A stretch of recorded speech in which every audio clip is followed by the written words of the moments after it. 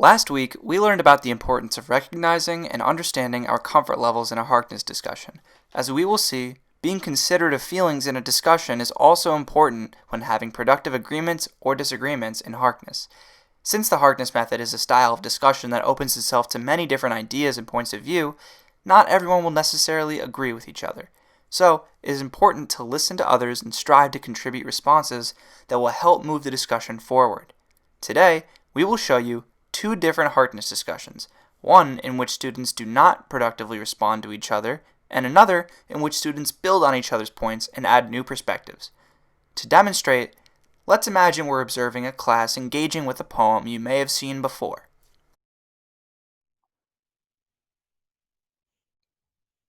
Suppose you hear student A who says, I think that the poem's speaker establishes a contrast via color between the natural world with the man-made world when he talks about the red wheelbarrow as opposed to the white chickens.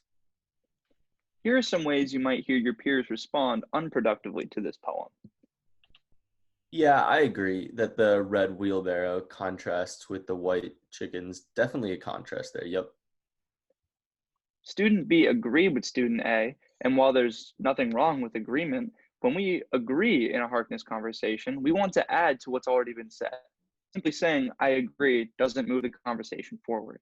Instead, try something like, I agree because, or I agree with you here, but disagree here, and here's why. Categorical denial. I don't think so. Student C disagreed with student A.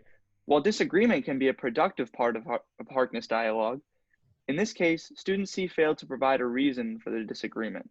Like student B, then, student C failed to bring any new material to the conversation. Whenever we disagree with someone, we always want to explain why. That way, the other people around the table also have something to respond to, and the discussion can continue. Yes, that sounds like an interesting idea, but really I think the important idea is the rainwater. Student D said he agreed, but didn't really engage with what student A said. He just moved on to something you wanted to talk about. The idea of Harkness isn't just to list interesting things or show off the cool things you noticed. Try to buckle down with a few ideas and develop them. That's a stupid idea, but I think the wheelbarrow actually parallels with the white chickens. Student E has the right idea intellectually. He explains why he disagrees with the student A, but he disagrees in a pretty rude way. Disagreement is an important part of Harkness, but you should always strive to disagree courteously. Now, let's look at another scenario in which you might hear your peers respond in two productive ways to the same comment by student A.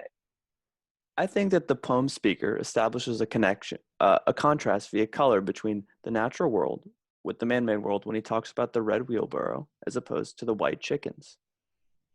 Yes, and going off of that, I think you're right about there being a contrast between nature and man-made stuff, and you can see that same idea of contrast in the split lines. I'm not sure I would agree with you, student A, because I noticed the rainwater seems to connect the red wheelbarrow and the white chickens. Do you think the speaker might actually be relating the two ideas rather than contrasting them?